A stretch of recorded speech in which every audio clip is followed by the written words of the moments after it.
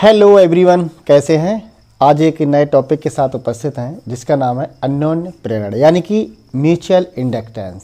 बहुत ही इम्पोर्टेंट है, इसे हम कहते हैं बेटा म्यूचुअल इंडक्शन। अन्योन्य प्रेरण क्या होता है, आज इस पर विस्तार से चर्चा करेंगे। एक ज़बरदस्त इम्पोर्टेंट टॉपिक है जो कि बोर्ड की परीक्षाओं के लिए बहुत ही इम्पोर्टेंट है। तो क्या कहता है अन्योन्य प्रेरण, यानी कि आप नाम से ही समझ रहे होंगे अन्योन्य प्रेरण। अन्य यानी कि प्रेरण का मतलब प्रेरणा। अगर कोई भी, मान लीजिए एक एग्जाम्पल है कि अगर कोई भी व्यक्ति है, अगर वो किसी दूसरे से प्रेरित हो रहा है तो वो क्या होगा, यानी कि अन्योन्य प्रेरण कहलाएगा। ऐसे ही इस डेफिनेशन में क्या है कि इसमें दो कुंडलियां हैं। आप देख रहे हैं कि एक प्राथमिक कुंडली P फॉर प्राइमरी और S फॉर सेकेंडरी, यानी कि द्वितीय कुंडली, यानी प्राथमिक कुंडली और द्वितीय कुंडली। क्या होता है कि जब हम प्राथमिक कुंडली में धारा प्रवाहित करते हैं तो दूसरी कुंडली में भी एक प्रेरित विद्युत भाग बल उत्पन्न हो जाता है और इसी विद्युत चुंबकीय प्रेरण यानी कि जो विद्युत भाग बल उत्पन्न होगा तो इसमें बेटा क्या होगा, विद्युत चुंबकीय प्रेरण उत्पन्न हो जाएगा और इसी घटना को हम अन्योन्य प्रेरण कहेंगे। जैसे कि आप देख रहे हैं ये प्राथमिक कुंडली है, इसमें एक बैटरी लगी हुई है, एक यहाँ पर ये हमारा प्रतिरोध लगा हुआ है रेजिस्टेंस, और यहाँ पर ये फेरों की संख्या यानी कि प्राथमिक कुंडली है, और इसमें एक कुंजी लगी हुई है। ऐसे इस तरीके से दूसरी कुंडली है, इसमें क्या है सेकेंडरी, S फॉर सेकेंडरी कुंडली होती है, इसमें फेरों की संख्या दे रखी है, और यहाँ पर ये G फॉर गैल्वेनोमीटर होता है, धारा मापी लगा हुआ है। तो इसमें इस तरीके से ये दो कुंडलियाँ लगी हुई हैं। अब बेटा हम क्या करते हैं, अब आप देख लीजिए कि डेफिनेशन में क्या है कि जब दो कुंडलियों को पास पास रखकर किसी एक कुंडली में धारा प्रवाहित करते हैं, यानी कि दो कुंडली हैं, इनको पास पास रखे हुए हैं और इसमें एक किसी एक में, यानी कि आप क्या करेंगे धारा प्रवाहित करेंगे तो दूसरी कुंडली में एक प्रेरित विद्युत वाहक बल उत्पन्न हो जाएगा और विद्युत चुंबकीय प्रेरण की इस घटना को हम अन्योन्य प्रेरण कहेंगे। यानी कि बिल्कुल सेम है, क्या है कि आप एक में धारा प्रवाहित कर दीजिए, तो यानी कि जब आप इसको, ये कुंजी है, इसको आप दबाएंगे तो इसमें धारा IP प्रवाहित हो जाएगी। क्या हो जाएगा बेटा IP, और इसमें IS धारा प्रवाहित हो जाएगी। तो इसमें क्या होगा, जो कि इसमें दूसरी कुंडली है, जब इसमें प्राथमिक कुंडली में धारा प्रवाहित करेंगे तो इसमें दूसरे में क्या होगा बेटा, इसमें चुंबकीय फ्लक्स भी उत्पन्न होने लगेगा। तो यानी कि मेन टॉपिक क्या है कि जो हमारा अन्योन्य प्रेरण है वो डेफिनेशन क्या होती है इसकी, आप फिर से एक बार देख लीजिए। जब दो कुंडलियों को पास पास रखकर किसी एक कुंडली में धारा प्रवाहित की जाती है तो दूसरी कुंडली में एक प्रेरित विद्युत भाग बल उत्पन्न हो जाता है और विद्युत चुंबकीय प्रेरण की इस घटना को अन्योन्य प्रेरण कहते हैं। आप इसका स्क्रीनशॉट कर लीजिए। इससे ज़्यादा डेफिनेशन में आपको कुछ नहीं लिखना है, बहुत कुछ किताबों में दे रखा है, लेकिन मैंने एक शॉर्ट, जिसे कहते हैं शॉर्ट डेफिनेशन, छोटी सी डेफिनेशन आपके लिए लेके आया हूँ जो कि आप अन्योन्य प्रेरण लिखने के लिए बहुत है। ठीक है बेटा, आगे इसी में एक और पढ़ाऊंगा अन्योन्य प्रेरण गुणांक क्या होता है। जब तक आप इसका स्क्रीनशॉट करिए, फिर आगे देखते हैं।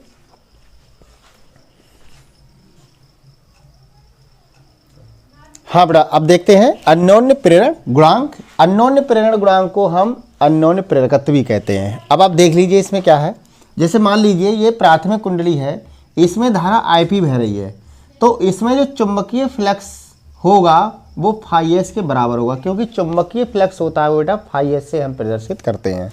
और इसमें जो फेरों की संख्या होगी वो क्या होगी NS, यानी फेरों की संख्या को हम किससे प्रदर्शित करते हैं, NS से प्रदर्शित करते हैं।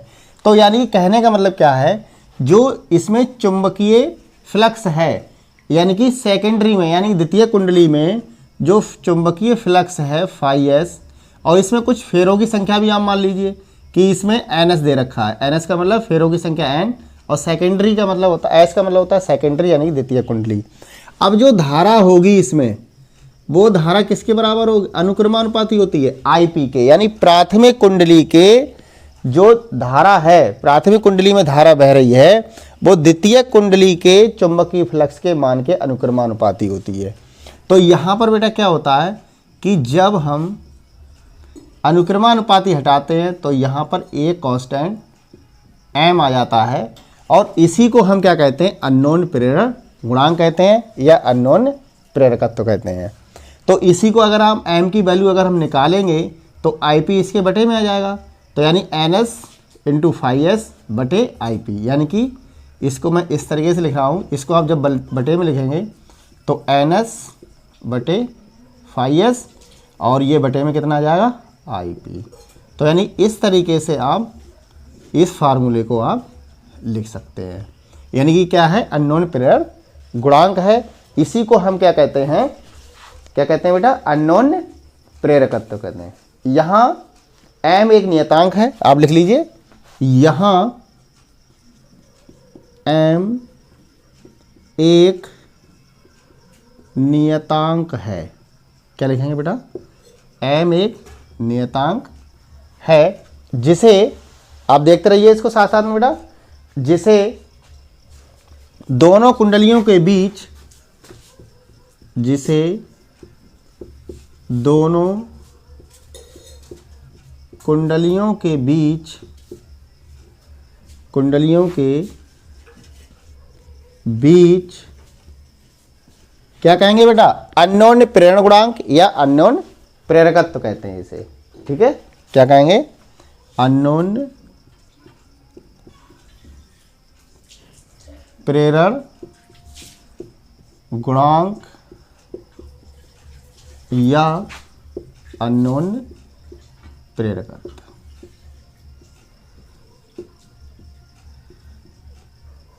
अननोन प्रेरकत्व कहते हैं।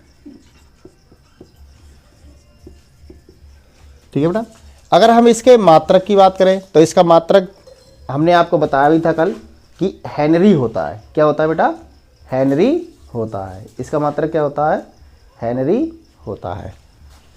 लिख लीजिए, इसका मात्रक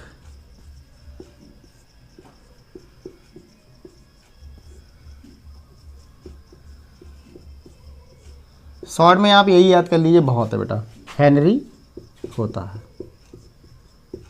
ठीक है, इसकी विमा भी लिख लीजिए। इसकी विमा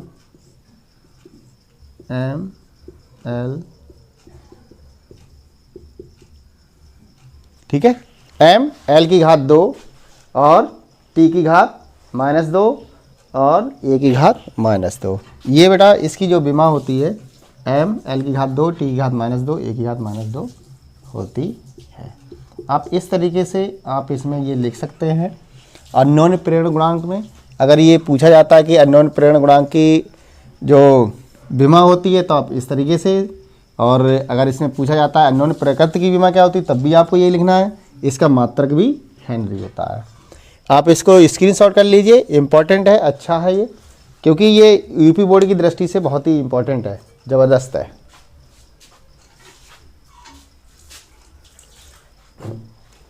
ठीक है बेटा, आप इसका स्क्रीनशॉट कर लीजिए, बहुत ही इम्पॉर्टेंट है, बहुत ही ज़बरदस्त है। क्योंकि बेटा हमने आपको 80% नंबर लाने का वादा किया है, तो आप 80% नंबर के लिए आप मेहनत करते रहिए, क्योंकि आपको कुछ ऐसा इतिहास रचना है, इतने नंबर लाना है कि आपके आसपास के जो भी स्टूडेंट हैं आपको देखें कि हाँ, कि उस बच्चे ने इतने % नंबर लाए थे और हम भी उसी की तरह बनने की कोशिश कर रहे हैं। क्योंकि किसी ने कहा भी है कि कुछ काम करो ऐसा कि लोग करना चाहें आपके जैसा। ये आपने पढ़ा भी होगा, समझा भी होगा। इसी के साथ नेक्स्ट वीडियो में फिर मिलेंगे, तब तक के लिए जय हिंद, जय भारत।